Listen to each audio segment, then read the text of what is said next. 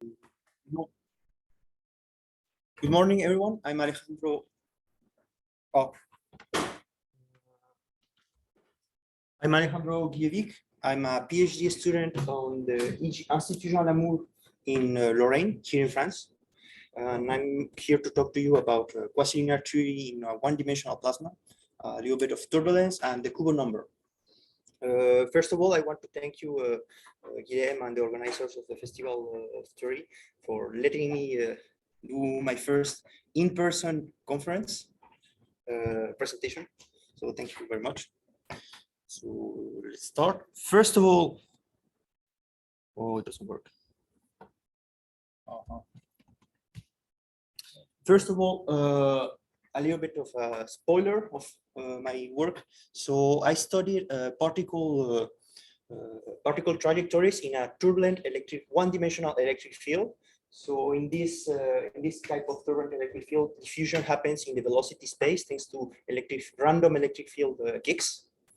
Moreover, we studied a small amplitude electric field where the diffusion is proportional to the electric field squared. And moreover, we studied two different timescales of diffusion, where we found that diffusion evolves as a power of the electric field. So let's go to the beginning.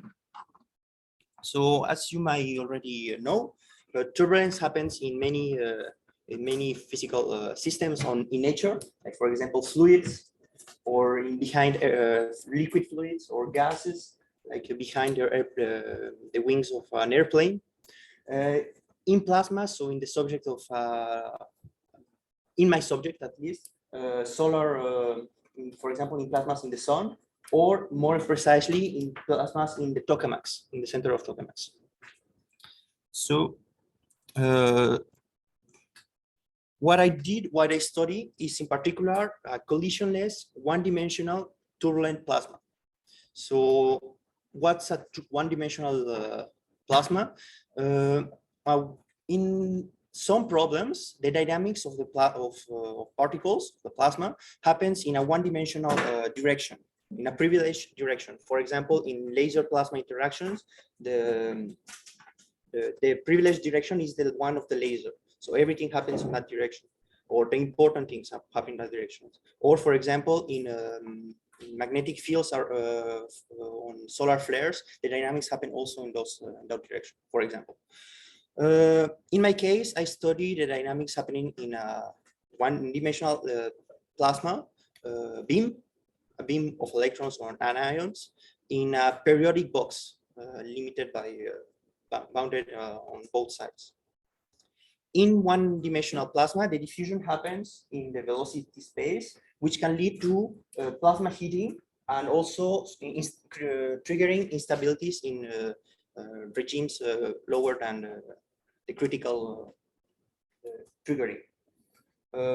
Multiple types of one-dimensional turbulences are known. For example, ion acoustic turbulence, Lamier turbulence, or some studies have also studied more artificial turbulence, which is like taking this dispersion relation as a constant. For example, here you can see in the right the turbulence in ion acoustic turbulence and in phase space. So the direction is the x-axis and the y-axis, horizontal axis is the velocity direction. And in such a turbulent electric field, what particles follow diffusion on the velocity direction, as shown in this example. Here, the colors represent the red color represent the different values of a Gaussian distribution function, or a quasi-Gaussian distribution function. So red meaning the maximum and blue the minimum. So I study the random motion in a one-dimensional problem. So in general, we have one kind of, we solve one type of problem, which is the autoconsistent problem, meaning we have an electric field which modifies the trajectories of particles, and then these particles modify in consequence the electric field. But I don't consider the autoconsistent problem. I just consider a turbulent electric field which modifies the particles. So as I actually told you, in one-dimensional, the problem, the diffusion happens in the velocity space, leading to random walk-like trajectories in facelets. And it is the collection of this type of trajectories that gives a diffusion coefficient. Multiple types of regimes of diffusion are known. Three, for example, of increasing electric field are following. So for really small electric field, is known as the quasi-linear theory, which is known to be proportional to the square of the electric field. A second one, which a slightly higher electric field, which is known to resonant broadening, which we know the evolution of the dependence of on electric field, which is a bit complicated to write here. And then we have another third regime of really high electric field, where we don't really know much about this, but some preliminary results, like I told you, found give us that is a power of the electric field, a lower power than the square. So in order to measure diffusion, we have one parameter known as the Kubo number, which is defined as following, as the ratio of the correlation time and trap particle time. So what are these two quantities?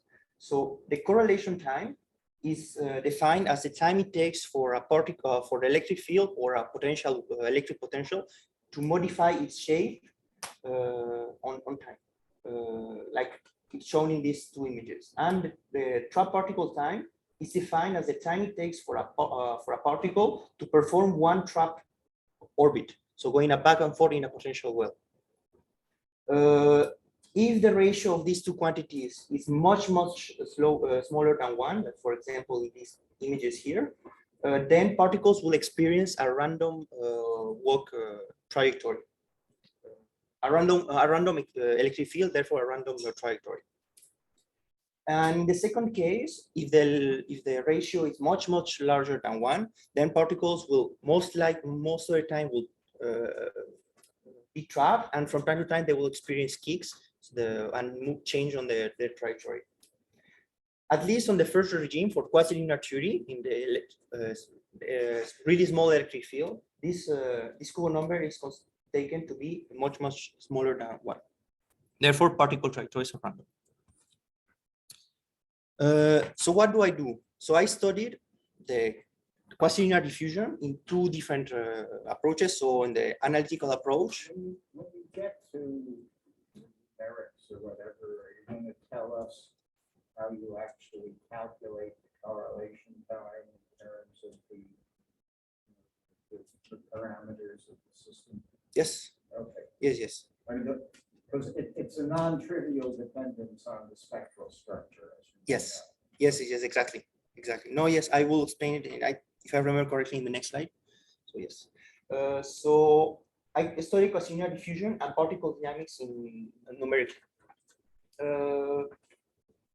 So particle dynamics are governed by the Newton's equation of motion, which gives us a small an acceleration for a random electric field, a random acceleration with a random electric field. And in general, particle trajectories look as follow, random. If we take the autocorrelation time of the velocity, or in other words, the square root of the velocity, we can define a diffusion coefficient for a problem. In general, the diffusion coefficient is defined as follows, but as you can see here and here, the diffusion coefficient depends on particle trajectories. However, if we want to calculate this diffusion coefficient analytically, we prefer to not take particle trajectories into account or analytically. So therefore, quasi-linear theory tells us that particle trajectories must be almost linear or quasi-linear. So in the quasi-linear regime, by performing some algebra and solving the two equations, we can obtain the following equation, which is known as the quasi-linear diffusion from the particle point of view. But you see that we still have the autocorrelation time. So this the autocorrelation of the electric field. In order to simplify this equation, we prescribe a turbulent, homogeneous, and steady state turbulence electric field which in other words will mean a collection of sinusoidal waves with random initial phases. In practice, in another way of looking at this random electric field is in the following drawing, which is the phase space, velocity, and space. So in general, in an electric field, an arbitrary electric field, particle trajectories will be trapped in potential wells from the different modes. So each I structures here are the different modes of the electric field. So particles will follow trap particles. However, when the electric field increases a little bit, these modes will start to overlap with each other. And it is this in this regime where diffusion happens, and particles will experience random trajectories. And this is the diffusion. This is the regime of quasi-linear theory. Therefore, meaning the different modes overlap a little bit, not too much.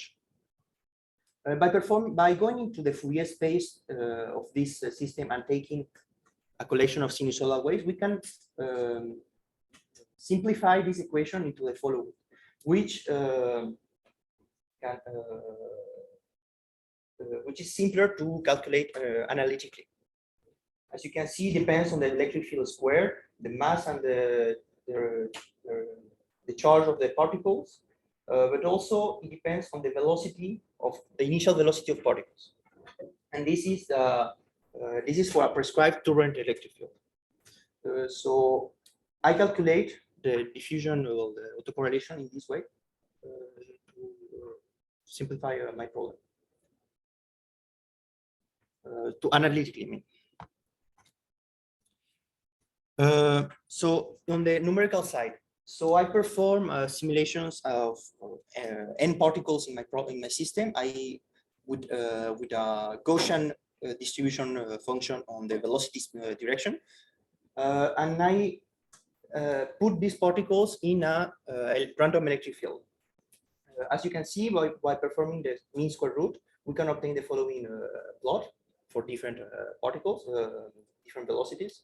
And the diffusion coefficient can be obtained by taking the slope of this curve.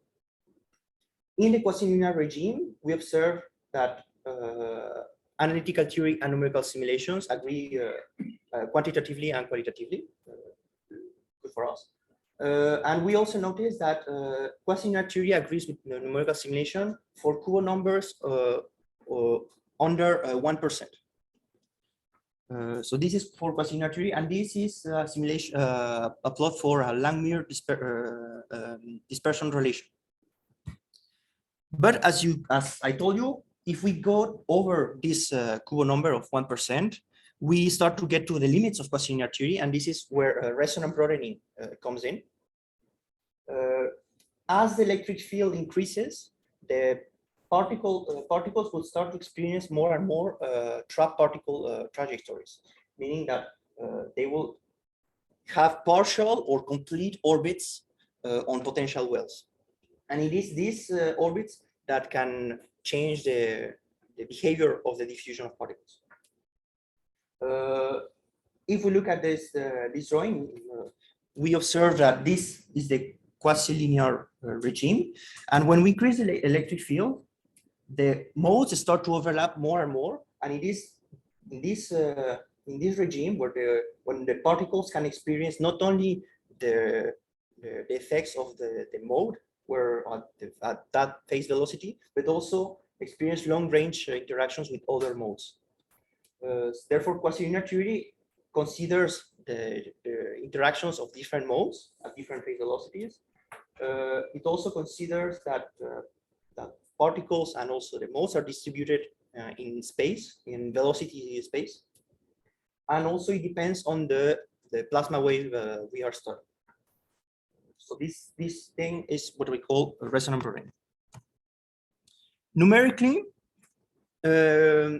resonant broadening can give us a diffusion coefficient through an iterative method.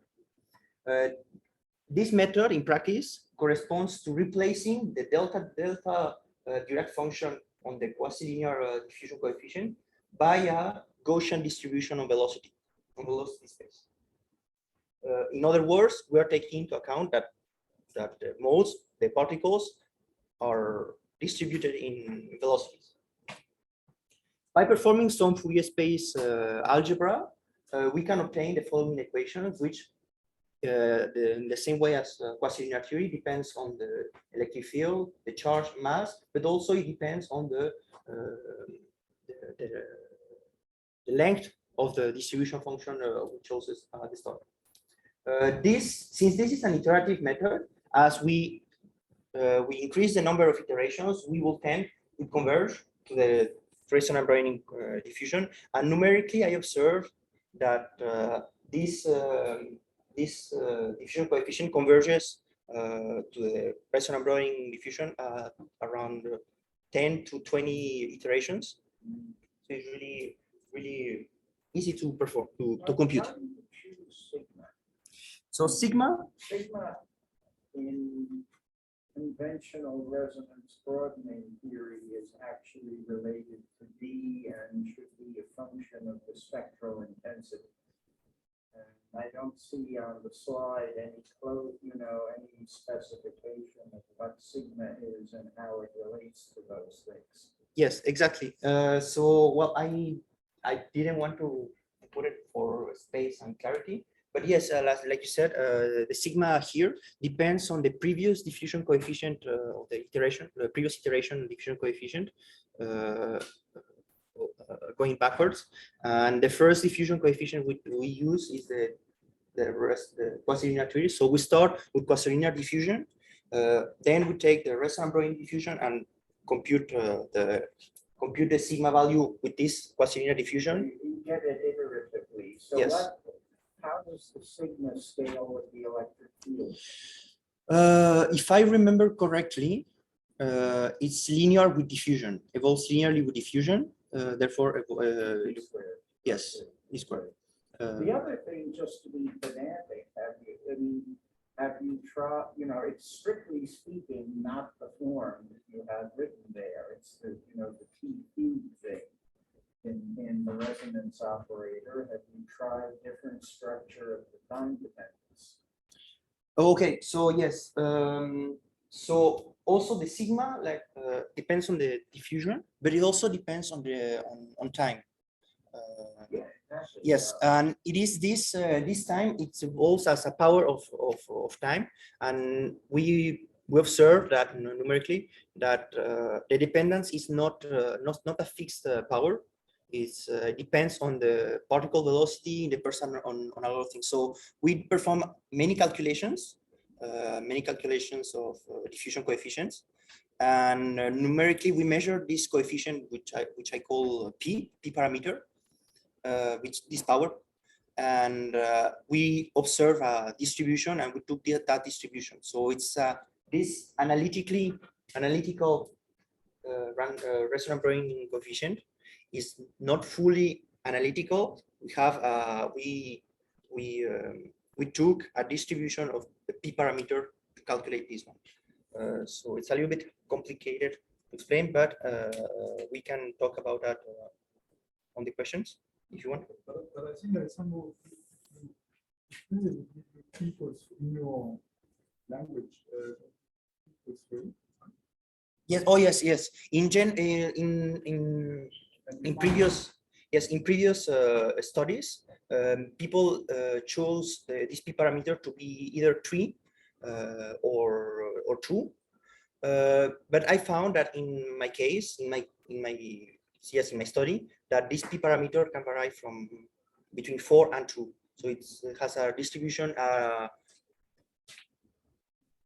I mean, a beautiful distribution is not a random distribution. It's nice and monotonic. But yes, we can discuss this in the questions.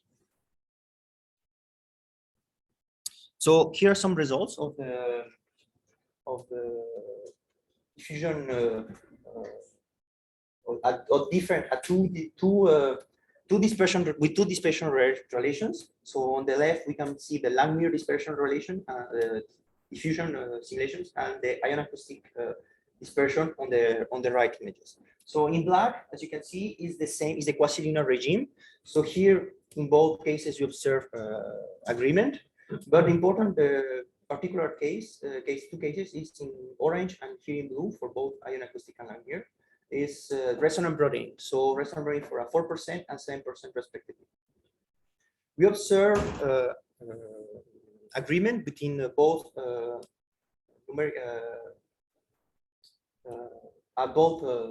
between theory and resonant broadening and numerical simulations. Moreover, we observe that resonant broadening starts to take effect for Kubo number of a few percent, which is a little bit concerning because 1% is not that high. Moreover, we observe that for both cases that the diffusion starts to flatten. So the maximum starts to decrease and the edges start to increase a little bit, start to bulge when Kubo number increases. But as you can observe, there's some problems, in particular for low velocities and also high velocities, where resonant broadening doesn't properly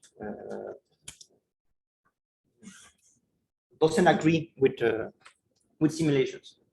I will talk a little bit more about this in the later, so I will continue. So this is these parts of diffusion are a limit on resonant broadening. So to go further, resonant broadening, we increase the electric field, and in this case, when the electric field is so large, particles will most of the time will experience only trap particle diffusion, as you can observe in these two simulations or example of particles for Kubo equal to 1.7 and Kubo equal to 10. Particles will experience trap particle motions, and as the electric field gets modified, the random electric field gets modified, particles will start to jump to neighboring potential wells and change their trajectories. And that the question now is, does these particles give a diffusion coefficient? Can we measure a diffusion coefficient? How does the diffusion coefficient evolve with respect of Kubo number or the electric field? And this is what we did. We performed two studies. One first study when we fixed the Kubo number like previously, and varied the velocity of the initial velocity of particles. So we observed that theory fails to predict the quasi-linear the diffusion of that we measure numerically, in particular for large velocities. On the positive side, we can say that resonant broadening theory can predict the order of magnitude of the electric of diffusion, since the ratio between the simulations and theory is of a little bit higher than half. And you can also observe that there's a special thing happening at really large velocities. We observe that no matter the Kubo number, the diffusion converges at high velocities, and this can be explained by because I am studying periodical finite system with finite number of electric field modes. So this is explained by that. So this is what we call the initial diffusion regime. What do I mean by that? So we observe that numerically on the standard deviation, we observe two diffusions. We observe a first initial diffusion at for time scales, small time scales, and then we observe a second larger diffusion regime where for larger time scales, but of multiple orders of magnitude, smaller. So the first initial diffusion is everything I showed you before. And this second one, well, we don't know much about this. LAC is what you were calling LC before? Yes, is the autocorrelation time. So maybe I changed things. How do you have a diffusion process on time short compared to an autocorrelation time? Right? I mean, diffusion, the idea of diffusion is you have multiple kicks, right? And when you're short compared to the correlation time sets the time scale of the kick. So you only have one kick until you go an autocorrelation time. Right? It's meaningless to call that a diffusion process. right? Think of how you actually calculate the D, right? You do the double integral and you take the, do the sum and difference, and you gotta, in order for it to actually go to a diffusion, it's gotta go more than an autocorrelation time. So yes. I mean, I think you're just seeing a free streaming regime before you start hitting actual diffusion. I think it's nonsensical to call that first thing a diffusion. Second thing is, I think, qualifies as a diffusion. So maybe what is confusing is that first is not really T much smaller than tau AC. Well, that's what he wrote. Oh. Yeah. I mean, that should be T of the order of tau AC. but I mean, for Yes. diffusion, it should be T bigger than tau AC. Yeah, but I think that's why there are only a few bit of time to measure it. That's a problem with that's a technical I think that's a difficulty in measuring the diffusion for high electric fields is that the diffusion is very large. So we have only very little time to measure it and make a comparison. Why not just look at T longer than tau AC and look at that, and then look at this, what he's calling D2, and look and scan that for different magnitude D. This is that's exactly what we did. So we measured this D2, this diffusion in the second diffusion regime, what I call second diffusion regime, and it is and also we wanted to find a way. Is there a way to find this maximum? At what time this maximum happens? So were two questions we had for this second study. So in this second study, we studied for a particular velocity. We studied the different Kubo numbers in the two regimes. So in the first regime, the first initial diffusion regime, and the second diffusion regime. So for the first initial diffusion regime, we find the quasi-linear regime here at the top, where diffusion is quasi-linear. For Kubo number of a few percent, we find that we observe the resonant broadening diffusion evolution. But then for Kubo number larger than 0.5, we start to observe a power law of the diffusion coefficient. And for the first diffusion coefficient, we observe that this power evolves as the Kubo number to the 3 or the electric field to the 3/2, which is smaller than the quasi-linear diffusion, which is considered to be Kubo number to the 4 and electric field to the second. On the second diffusion regime, you observe something which surprised me at the start, because we also observe a power law in two different regimes. So at the start, for small Kubo number, where we didn't have enough simulations to observe something below this Kubo number, but we observe intermediary regime for resonant broadening Kubo numbers, which also evolves as a power, in particular a power of 5/2, which is also smaller than power of 4. And then a second one for Kubo number slightly higher of 3 to the 3/2 on the Kubo number and 3/4 on the electric field. So we observe these two three powers, so the power here, the power here, and the power here, which we cannot really explain. So the question is, how can we explain these powers? Is there a model that we can use, or can we model these by the motion of some particles? So this is the objective. Also, why did we study diffusion in this in turbulent electric field?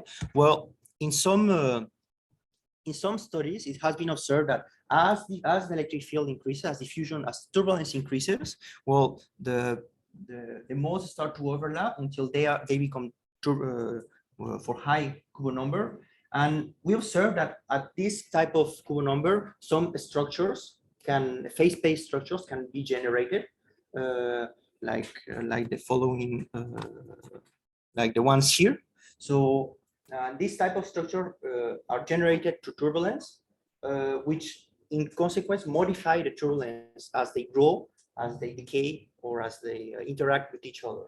So this can give some nonlinear effects on the turbulence, really nonlinear effects on turbulence, and also will generate and modify the transport of particles and the diffusion of particles. Therefore, we need to take into account this structure. So the next step of our study is to take an autoconsistent electric field generated by this type of structures in phase space and measure the diffusion inside this type of autoconsistent system. Yes. In conclusion, we verify that quasi-linear theory and resonant burning predicts the diffusion for relatively small Kubo numbers, in particular with a realistic dispersion relation and a spectrum, which to my knowledge is like first, or it hasn't been done this focused, or this, I don't have the word. We also measure the limits for resonant burning, in particular for high and low velocities, and also more important for really high Kubo numbers. And in this regime, we observe two diffusion regimes at low times and larger times, time scales. And we observe that the diffusion coefficient evolves as a power of the Kubo number and electric field in 3, 5 Hz and 3 Hz. Thank you very much.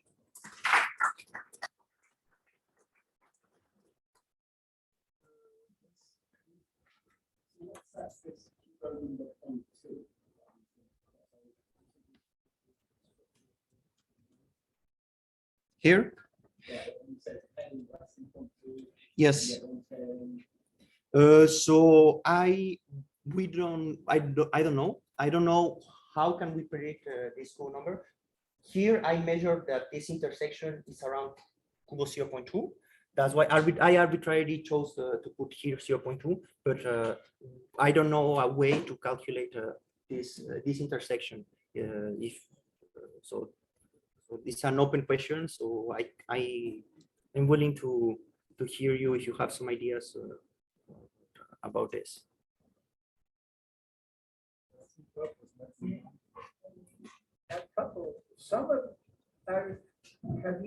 There are scalings of diffusivities worked out for the resonance broadening regime, the scaling of D with electric field. Have you compared your results? And in particular, that 3/4 thing looks rather familiar. Here? Yeah. Yes. So I'm aware that some previous studies have, in particular analytical studies, have found that we can scale the diffusion with as a power, in particular as powers of halves and quarters. However, we haven't compared them against the theory. We still. You might do that because I think that scaling has been obtained analytically. 3/4? Okay. The second question, well, there are a lot of questions, but when you're doing all this, why do you insist in the large Kubo regime frame the question as because it's not at all apparent that what's going on there is the future. And you look, for example, at the particle Lyapunov exponents and see when you go to large Kubo number, how in other words, leave the baggage of quasi-linear theory behind. How is the Lyapunov exponent changing? Is there a Lyapunov? Is it stochastic? You look at that at all? Do you mean that this diffusion part here? Why? How do you know in the large Kubo regime that a diffusion model is appropriate? Oh, that's what I'm driving at. And I'm saying instead of trying, you're trying to, resonance broadening theory has always been to try and shoehorn that regime into a diffusion picture, but that may be rubbish. It probably is. So, I mean, with the simulation, you might start looking at, at fundamental things first, like maybe particularly, are the orbits stochastic? Does the Lyapunov exponent change? And for the standard map, you can get these accelerator modes, which is where the fractional kinetics came from. I mean, that's another possibility, these strong bursts in the large Kubo regime.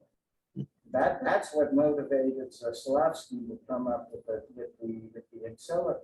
fractional kinetics things, was handling the accelerator modes in the standard map, all of which are outside of quasi-linear theory in any form. But I think you checked that the x squared was linear in term, right? The dx square? Yeah, because this d is Oh, the variance this goes linear in term. this one. But there is an offset there. Yes. So okay. So at the start of the simulation, we don't observe a linear evolution of particles, because we believe that at the start of the simulation, particles are getting trapped. So we start with a random distribution of particles, and they get trapped first. So there's a small square evolution of dv squared here, but after that we observe a really linear evolution for a large relatively large interval of time, and it is here that we measure the diffusion. So at least from the point of view of the dv squared, it's linear in time, so we suppose that this was a diffusion. The question was, like, is this also a diffusion? Because we observe, well, it's linear with some variation, but it's linear. But not only, so here you can observe only one section of the dv squared. If we go further, so for example 200, sometimes I observe that we have multiple diffusions. So we have a diffusion coefficient here, but then it goes flatter, and we have another one. And then as we go further on time, we get different diffusion coefficients. If the particles are being trapped, you really wonder about the assumption of stochasticity and diffusion and all. Yes. Yes. So when looking at particle trajectories, so we can look at this, and I was thinking about, is this type of trajectory not a diffusion of particles, but a diffusion on the guiding center of the trajectory? So as in tokamaks, we can define the guiding center of the magnetic field around the magnetic field. So here, in my case, the guiding center is the center of the orbit, so the phase velocity of this orbit. So I was wondering if is this center of the orbit a diffusion? It's a diffusion on the center of the trajectories and not in the particles. So it's the small question I had here on the left. So does this diffusion evolve like something like a random walk? No, I mean, you could do something like what's called the quiver kinetics, which is like the gyrokinetics for something in a fast oscillating field, and then look at what's going on in that. Yes, it was really a question I was asking, because during my M1 internship, I studied diffusion of kicks of guiding centers. So I was wondering if my knowledge on that part of can be applied here. But we tried many. I tried to calculate a diffusion through this type of equation, so random walk. But either the dv, the delta, the step on velocity was not constant, was had a really large variation, and also depending on the particle, on the position. So it was not a really I didn't find anything to say about this. So maybe we can find something on this part, but with a dB that varies on time or something. The next one was Norman. I had first one, I might have missed it, but where did you like who do you use for weights? Where did you get? Okay, yes, I didn't say this here, but yes, I chose a Gaussian spectrum of case for my electric field. So it's a Gaussian electric field. And then like how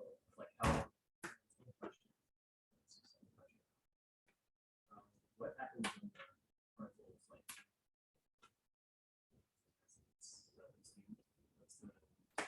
you have this delta V squared.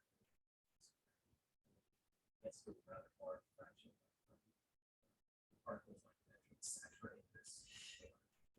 Yes, something like that. So I believe, well, when we get outside the Gaussian part of the distribution, we are at large phase velocities.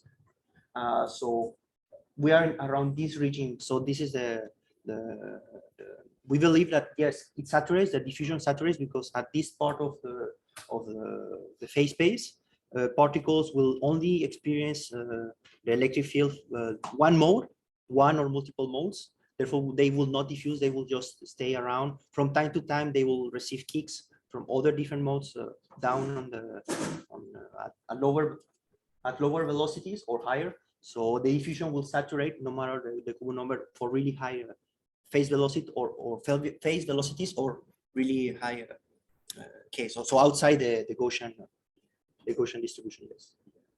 But then like because in that figure and this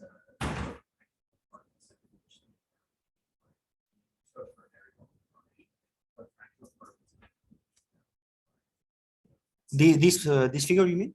yeah, like in the second diffusion. So it depends on the initial velocity of the particles. So it depends on the point I'm studying. But for most cases, at least to Kubo number to around here, so it's like 5 Kubo number. The particles are trapped by modes that are so large in amplitude in the phase space that they orbit, like they will orbit, like have super large orbits. So I don't know, it's a hard question to answer, but yes, we had some particles that had reached this type of like you said pretty far away.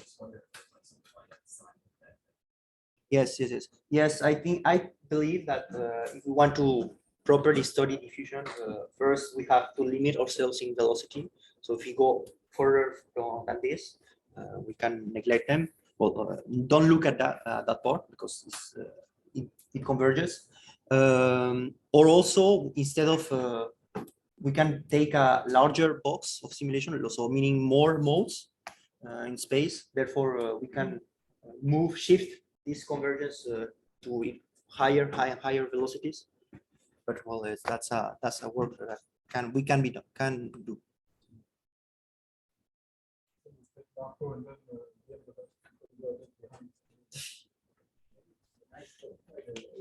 And seeing that station with the problem of diffusion and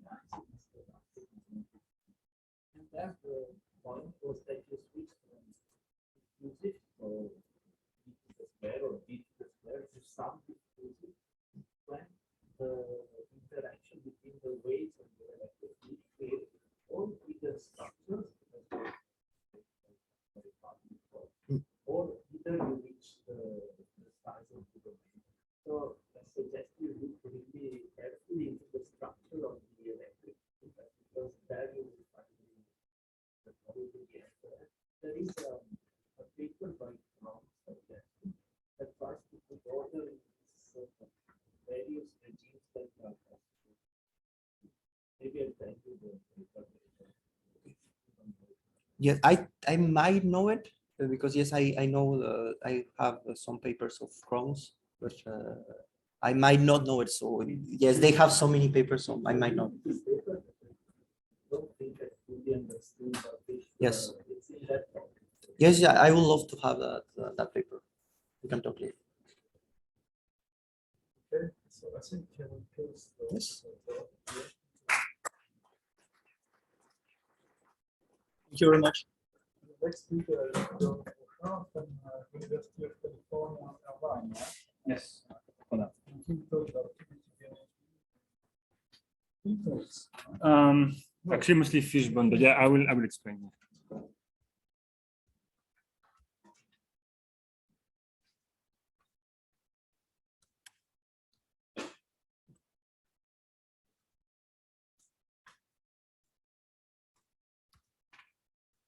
Okay, so good morning, everybody. So my name is Guillaume Brochard. So I'm a postdoc at the University of